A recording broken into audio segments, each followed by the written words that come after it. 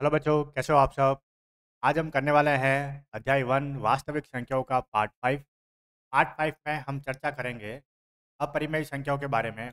और आज कवर करेंगे प्रश्नावली 1.2। तो बच्चों, अभी तक आपने हमारे चैनल को सब्सक्राइब नहीं किया तो जल्दी से सब्सक्राइब करें और अपने मित्रों को ये वीडियो ज़रूर शेयर करें। ठीक है, तो चलो शुरू करते हैं हम अपरिमेय संख्या। तो बच्चों, अब हम शुरू कर रहे हैं अपरिमेय संख्याएं और हम जानने की कोशिश करेंगे अपरिमेय संख्या क्या होती है। तो अपरिमेय संख्या वे संख्या होती है जिन्हें हम p बटा क्यू के रूप में व्यक्त नहीं कर सकते।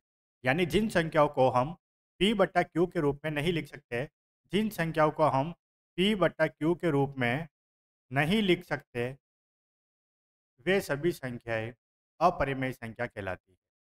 क्या कहलाती है? अपरिमेय संख्या। अपरिमेय संख्या वे होती है जिन्हें p बटा क्यू के रूप में नहीं लिखा जा सकता, जिन्हें p बटा क्यू के रूप में व्यक्त नहीं किया जा सकता। यहाँ पे p और q दोनों पूर्णांक होंगे और q का मान 0 के बराबर नहीं होगा। ठीक है, यानी अपरिमेय संख्याएं p बटा क्यू के रूप में नहीं लिखी जा सकती। जहाँ पे p और q पूर्णांक होंगे, q 0 के बराबर नहीं।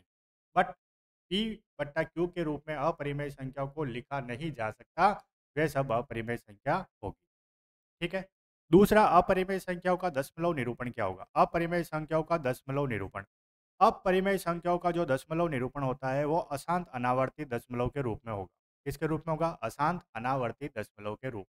जैसे आ जाते हैं यहाँ पे लास्ट एग्जाम्पल में। आप यहाँ पे देख सकते हो 0.10 1010001000001 डॉट डॉट डॉट। तो यहाँ पे आप देख सकते हो बच्चों कि यहाँ पे जो दशमलव निरूपण है वो अशांत है। अशांत क्यों है? क्योंकि यहाँ पे पॉइंट के बाद में नंबर कंटिन्यूसली चल रहे हैं, ये समाप्त नहीं हो रहे हैं। ठीक है, तो इसका मतलब ये अशांत दशमलव हो गया। अनावर्ती। अनावर्ती का मतलब हो गया कि पॉइंट के बाद में जो नंबर है वो बार बार रिपीट नहीं हो रहे हैं, एक जैसे रिपीट नहीं हो रहे हैं, इसलिए ये हो गया अनावर्ती। ठीक है, अगर ये एक जैसे बार बार नंबर रिपीट होते हैं, जैसे 101 01 01 01, तो वो अशांत आवर्ती दशमलव संख्या कहलाती है। और अशांत आवर्ती दशमलव संख्या परिमेय संख्या ही होती है। ठीक है, लेकिन ये जो नंबर है वो अशांत अनावर्ती दशमलव के रूप में है, इसलिए ये जो नंबर कहलाएगा वो अपरिमेय संख्या होगी। ठीक है, इसी के साथ में जितनी भी रूट में जो नंबर होते हैं, जो रूट में जो नंबर होते हैं वो सारे के सारे नंबर अपरिमेय संख्याएं होती है। ठीक है, किन संख्याओं को छोड़कर? जिन संख्याओं का रूट स्क्वायर पॉसिबल हो, जो संख्याएं रूट से बाहर आ सकती है उन्हें छोड़कर, जो संख्याएं रूट से बाहर आ सकती है उन्हें छोड़कर जितनी भी संख्याएं होती है रूट में वो सब अपरिमेय संख्याएं होती है।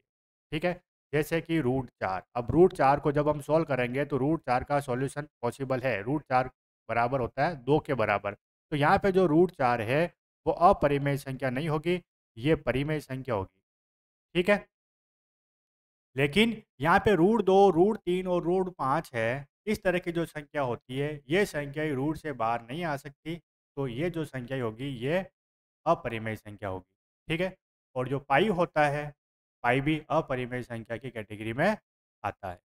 ठीक है बच्चों, अब हम चल रहे हैं प्रश्नावली 1.2 की तरफ। और प्रश्नावली 1.2 में जो पहला क्वेश्चन है उसमें हमें दे रखा है कि सिद्ध कीजिए कि रूट 5 एक अपरिमेय संख्या है।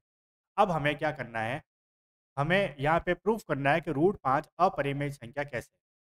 ठीक है, देखो बच्चों, हम सबको पता है कि जो रूट वाली संख्या होती है, रूट में जो नंबर होता है, ठीक है, जिन्हें हम रूट से मुक्त नहीं कर सकते, वे सब अपरिमेय संख्या होता है। ठीक है, बट अब इसी संख्या को हमको प्रूफ भी करना है कि अपरिमेय संख्या कैसे है, प्रूफ कीजिए। तो इस तरह के क्वेश्चन को करने के लिए हम क्या करेंगे? जो नंबर दे रखा है हमें, हम उसे अपोजिट मानेंगे। अपोजिट का मतलब जैसे ये अपरिमेय संख्या को सिद्ध करने के लिए कह रहा है तो हम इसको मान लेंगे कि जो रूट 5 है वो अपरिमेय नहीं परिमेय। ठीक है, तो हम क्वेश्चन की शुरुआत यही से करेंगे। तो हम क्या करेंगे, यहाँ पे लिखेंगे कि माना कि रूट 5 एक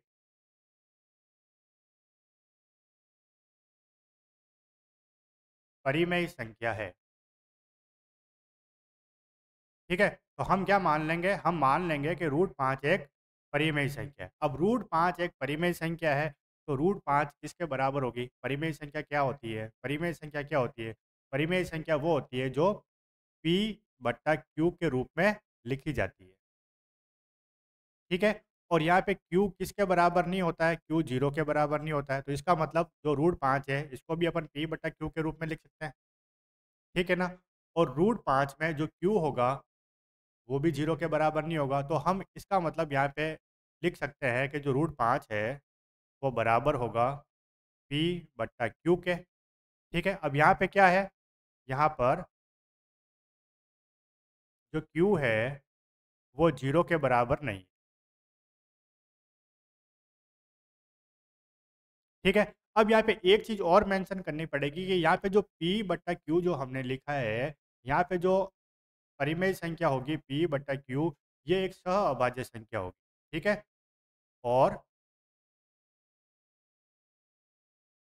P व Q एक क्या है? सह-अभाज्य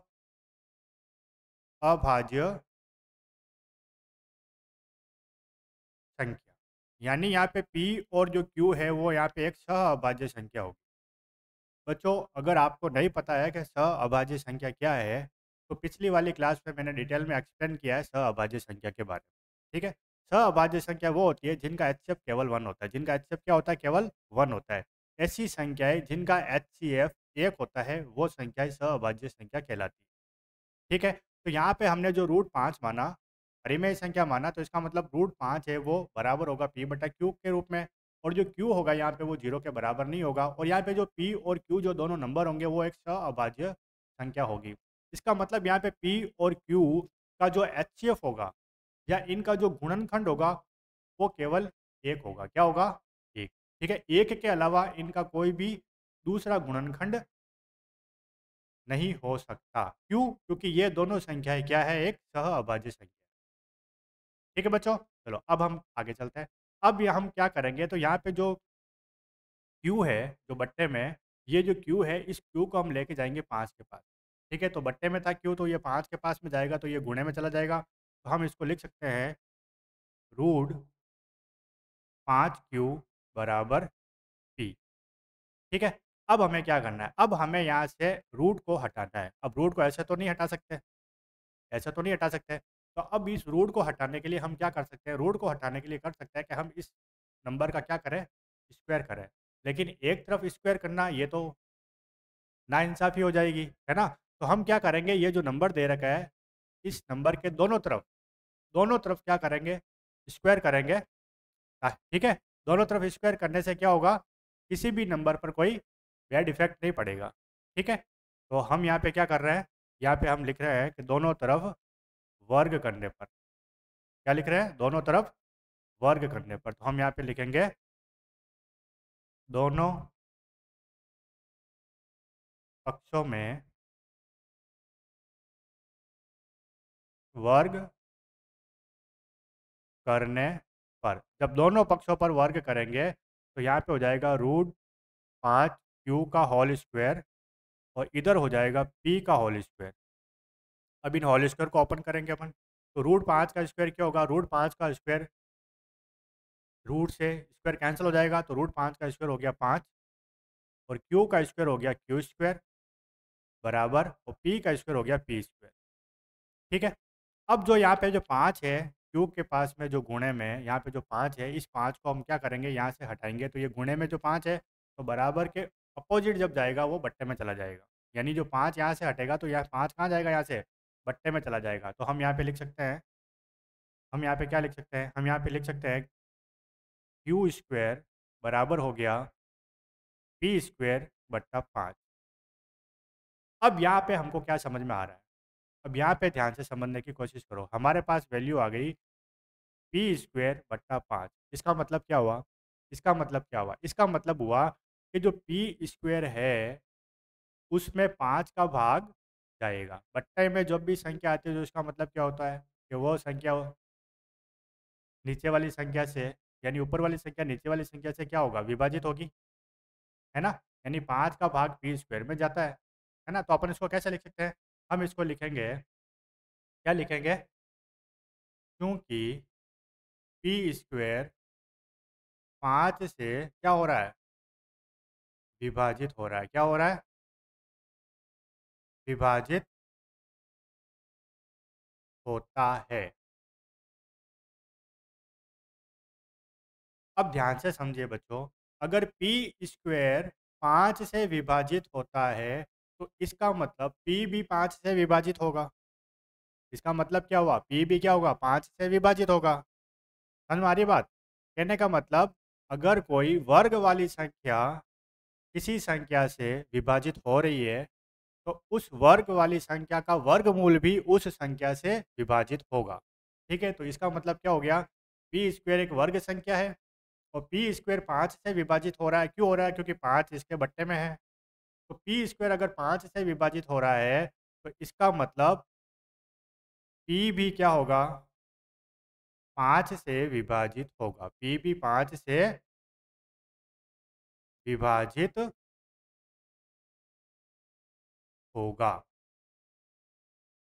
ठीक है, तो यहाँ पे हमको ये चीज़ समझ में आ गई। क्या चीज़ समझ में आ गई, यहाँ पे हमको समझ में आ गया कि जो पी 5 से विभाजित होगा इसका मतलब पी में भी 5 का भाग जाएगा। ठीक है, अब हम इसको आगे क्या करेंगे, आगे हम मान लेंगे कि जो पी में जो 5 का भाग जाएगा वो कितनी बार जाएगा, हमें क्या पता कितनी बार भी जा सकता है। तो हम यहाँ पे मान लेंगे कि पी में जो 5 का भाग जाएगा वो जाएगा कितनी बार, एम बार। हम एम बार मान लेते हैं। हम मान लेते हैं कि पी में जब 5 का भाग देंगे, पी में जब 5 का भाग देंगे, ठीक है, तो जो भागफल आएगा वो होगा एम। ठीक है, पी में 5 का भाग देने पर हमको एम प्राप्त होगा, हम ये मान लेते हैं। ठीक है बच्चों, अब यहाँ पे हमने लिख दिया पी बट्टा 5 बराबर एम। ठीक है, अब यहाँ पे जो हमने स्टार्टिंग में जब यहाँ पे किया था कि क्यू को √5 के पास भेजा था तो हमें एक नंबर मिला √5 क्यू बराबर पी, है ना। तो हम क्या करेंगे यहाँ पे हम बना देंगे इसको इक्वेशन 1। हम इसको क्या बना देंगे, यहाँ पे हम इसे यहाँ पे समीकरण 1 बना देंगे। हम इसे यहाँ पे समीकरण 1 बना देंगे। ठीक है, इस वाले पॉइंट को अपन क्या करेंगे, समीकरण 1 बना देंगे। इसको हमने समीकरण 1 बना दिया समीकरण 1। अब यहाँ पे जो p है, इस p का मान समीकरण 1 से हम चेंज कर देंगे। ठीक है, तो हम यहाँ पे p की जगह पे क्या रखेंगे, p की जगह हम रखेंगे क्या रखेंगे, √5 क्यू। तो यहाँ पे रखा √5 क्यू बट्टा 5 बराबर m। ठीक है, अब सेम कंडीशन जो यहाँ पे हुई थी, रूट हटाने के लिए यहाँ पे भी अपन रूट हटाएंगे। तो रूट हटाने के लिए क्या करना है, वर्ग करना है। लेकिन एक तरफ नहीं कर सकते तो अपन क्या करेंगे, दोनों तरफ वर्ग करेंगे। तो वापस दोनों पक्षों में, दोनों पक्षों में वर्ग करने पर, तो अपन यहाँ पे वर्ग करेंगे √5 क्यू बट्टा 5 का होल स्क्वायर बराबर करेंगे m का होल स्क्वायर।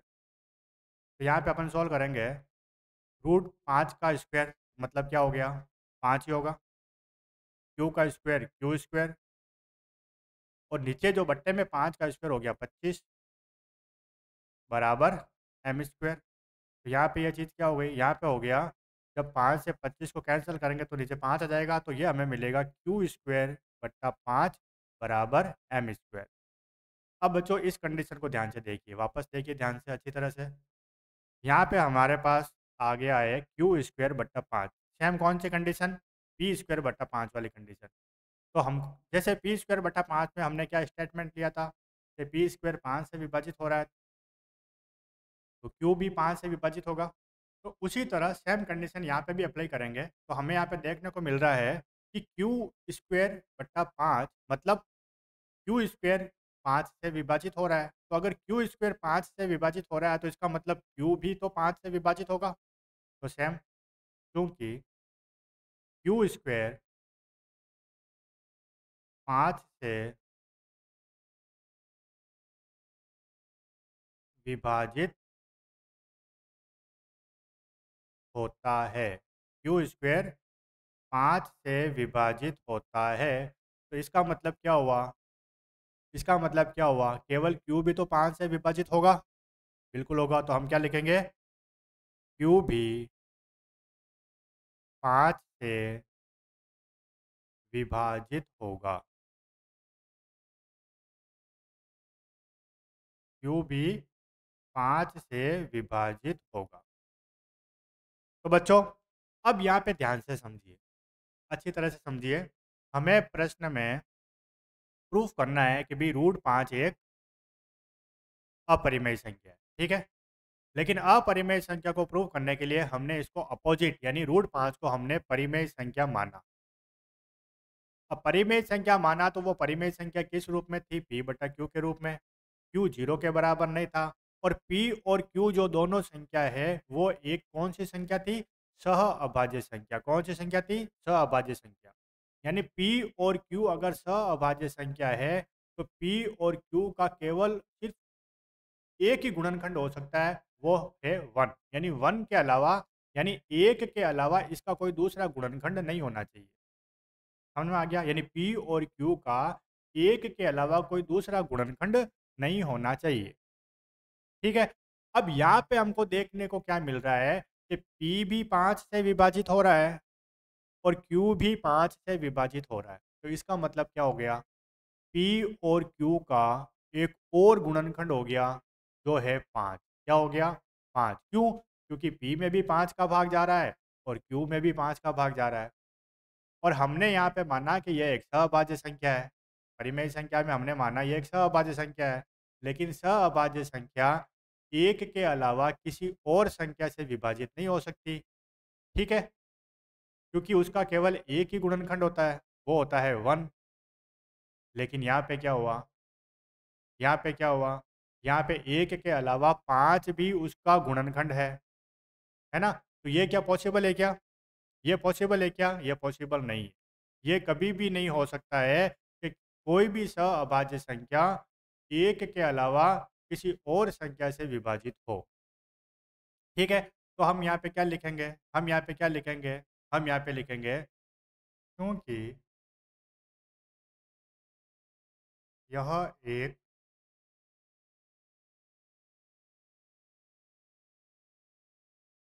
विरोधाभास है।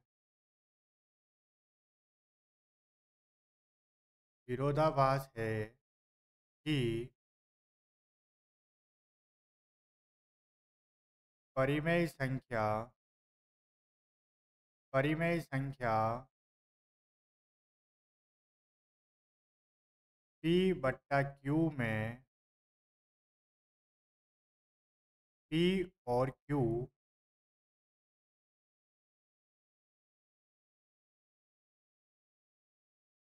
एक के अलावा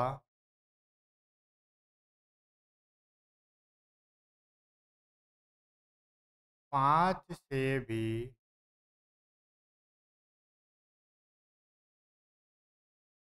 विभाजित होता है।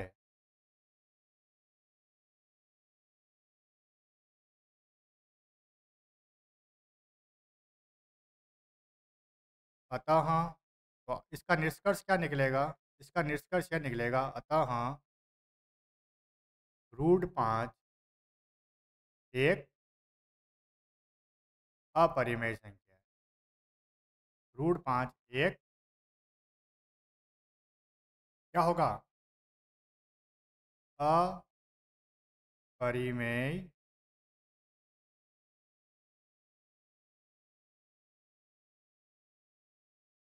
संख्या है। अब है क्वेश्चन नंबर 2। और क्वेश्चन नंबर 2 में हमको प्रूफ करना है कि 3 प्लस √5 एक अपरिमेय संख्या है। तो 3 प्लस √5 को अपरिमेय संख्या प्रूव करने के लिए पहले हम इसको डायरेक्ट अपोजिट मानेंगे। तो हम करेंगे माना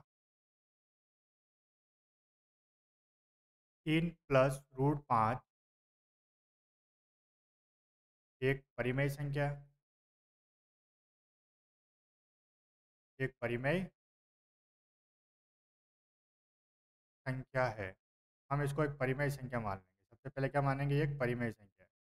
अब अगर ये परिमेय संख्या है तो इसका मतलब क्या हुआ? इसका मतलब हुआ 3 प्लस √5 बराबर होगा P बटा Q के। और यहाँ पे क्यू क्या नहीं होगा? क्यू 0 के बराबर नहीं। ठीक है, क्योंकि ये परिमेय संख्या है, तो 3 प्लस रूट 5 किसके बराबर हो गया? पी बटा क्यू के बराबर हो गया। अब हम यहाँ पे क्या करेंगे, यहाँ पे जो रूट 5 है इसको यहीं पे रखेंगे, 3 को बराबर के उधर लेके जाएंगे, तो ये हमको मिलेगा पी बटा क्यू माइनस 3। ठीक है, अब जब इसको सॉल्व करेंगे तो हमको मिलेगा रूट 5 बराबर, इनका एलसीएम लेंगे तो क्यू आएगा, और क्यू से क्यू कैंसिल, पी, और यहाँ पे मिला हमको 3 क्यू, यहाँ पे हमको मिला 3 क्यू। तो ये हमारे पास हो गया रूट 5 बराबर पी माइनस 3 क्यू बट्टा क्यू। तो बच्चों ध्यान से देखिए, यहाँ पे रूट 5, यहाँ पे हमको क्या मिला? रूट 5। रूट 5 एक क्या है? अपरिमेय संख्या। और पी माइनस टी क्यू बट्टा क्यू ये क्या है? परिमेय संख्या। क्या ऐसा पॉसिबल है क्या कि अपरिमेय संख्या परिमेय संख्या के बराबर हो सकती है? पॉसिबल है? नहीं है ना। तो हम क्या लिखेंगे? हम यहाँ पे क्या लिखेंगे? हम यहाँ लिखेंगे क्योंकि अपरिमेय संख्या अपरिमेय संख्या कभी भी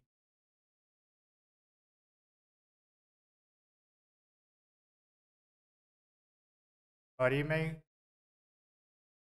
संख्या के बराबर नहीं हो सकती। इसलिए 3 प्लस रूट 5 क्या होगा? एक अपरिमेय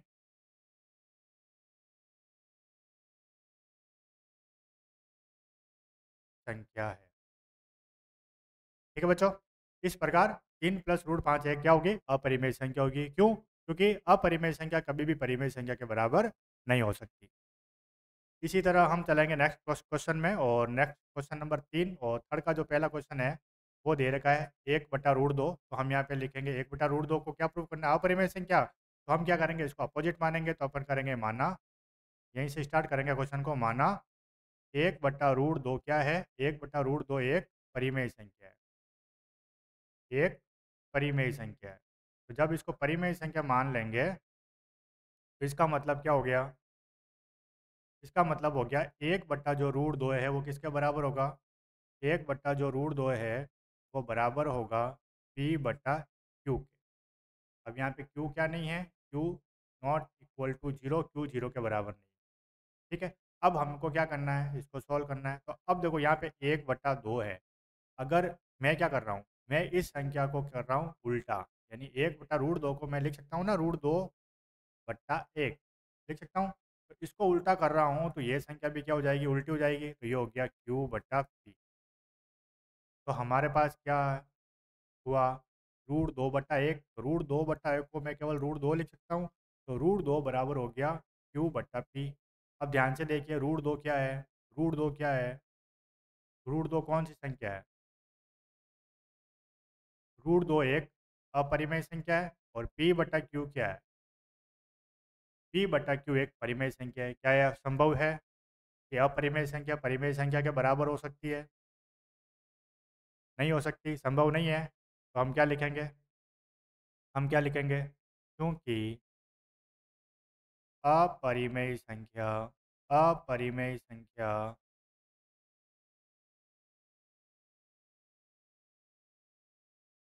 परिमेय संख्या के परिमेय संख्या के बराबर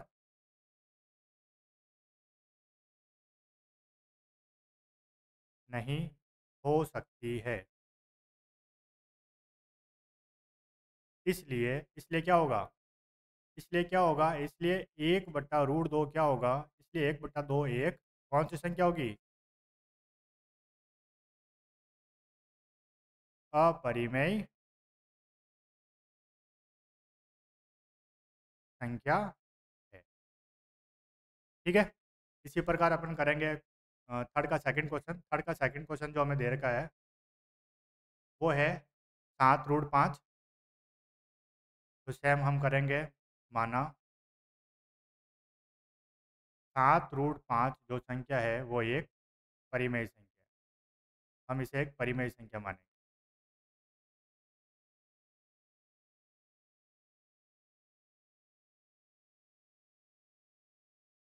अब 7√5 एक परिमेय संख्या है तो इसका मतलब क्या हो गया? इसका मतलब हो गया कि 7√5 है वो बराबर होगा पी बट्टा क्यू के। और क्यू क्या नहीं होगा? क्यू जीरो के बराबर नहीं। ठीक है। अब 7√5 बराबर है पी बटा क्यू के, तो हम इसको कैसे लिख सकते हैं? जो 7 पी√5 के साथ जो गुणे में है तो वो 7 कहाँ चला जाएगा? बट्टे में चला जाएगा। किसके बट्टे में? पी के बट्टे में। यानी हम लिख सकते हैं क्यू इंटू 7। यानी ये हो गया जो √5 है बराबर हो गया पी बट्टा 7 क्यू। सेम कंडीशन बच्चों ध्यान से देखिए। √5 क्या है? अपरिमेय संख्या। बट पी बट्टा 7 क्यू ये क्या है? परिमेय संख्या। पॉसिबल है? नहीं है। तो हम क्या लिखेंगे? क्योंकि अपरिमेय संख्या अपरिमेय संख्या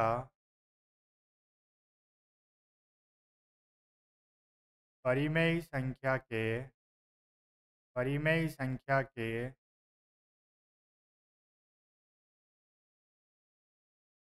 बराबर नहीं हो सकती। इसलिए 7√5 क्या होगा? एक अपरिमेय संख्या है। यानी 7√5 भी क्या है? अपरिमेय संख्या। ठीक है बच्चों। और अब थर्ड क्वेश्चन जो है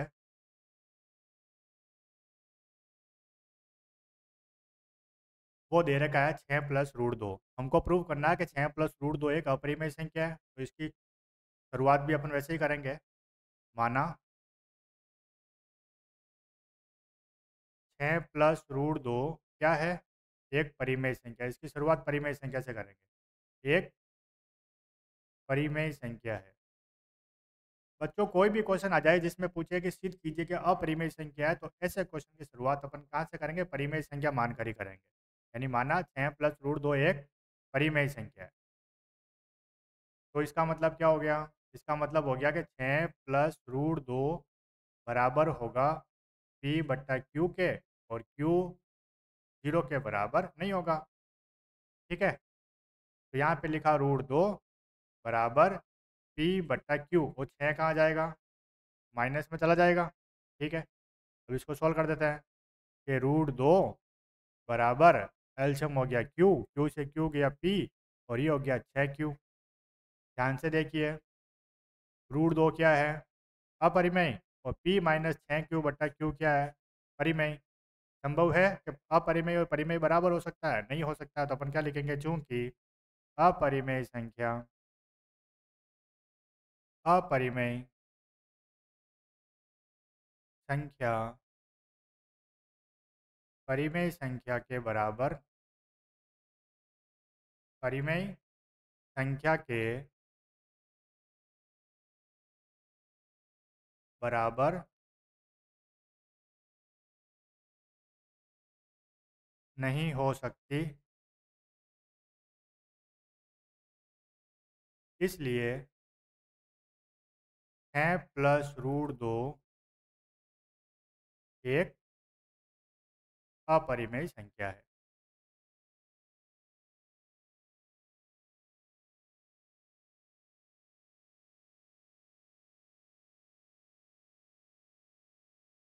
ठीक है बच्चों।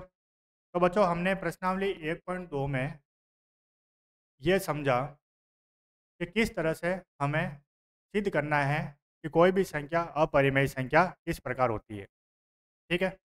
अगर बच्चों अगर कोई मिक्स में कोई रूट में कोई नंबर हमको दे रखा है और हमको सिद्ध करने के लिए बोले कि इसको प्रूव कीजिए अपरिमेय संख्या है, तो इन क्वेश्चन को हम इस तरह करेंगे। और अगर कोई सिंगल डिजिट में रूट में कोई नंबर दे रखा है जैसे कि √2, √3, √7, तो उनको हमको सिद्ध करना है कि यह अपरिमेय संख्या है। तो ऐसे क्वेश्चन को प्रश्न एक की तरह हम करेंगे, जो कि यहाँ सामने स्क्रीन पर आप देख रहे हैं। ठीक है, अगर रूट 2 इस प्रकार से प्रश्न आ जाए कि भाई रूट 2 को सिद्ध कीजिए, अपरिमेय है। रूट 3 को सिद्ध कीजिए, अपरिमेय है। रूट 7 को सिद्ध कीजिए, अपरिमेय है। तो इन क्वेश्चन को अपन इस प्रकार से प्रूव करेंगे। ठीक है, जैसे हमने रूट 5 को किया था डिटेल्स में। बस क्या करना है, केवल हमको नंबर चेंज करना है, जहाँ 5 लिखा है वहाँ पे 2, 3 और 7 आ जाएगा। ठीक है, बाकी के जो लैंग्वेज है वो पूरी की पूरी एज इट इज रहेगी। ठीक है बच्चों, तो इसी के साथ हमारी प्रश्नावली 1.2 समाप्त होती है और हम फिर मिलेंगे नेक्स्ट वीडियो में और एक नई प्रश्नावली के साथ।